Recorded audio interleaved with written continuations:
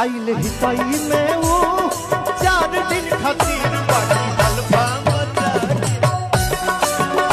आइल हितई में वो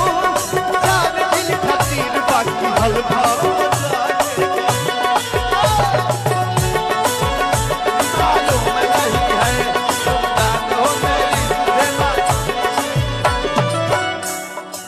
और मौगी का कहतिया मौगी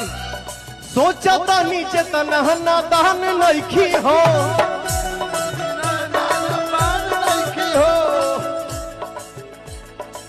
क्या है यही में से अलग अलग भाव बना भैया एगो भाई होने से इशारा करता समय पे सब दिखाया जाता है हर वक्त नहीं सही बात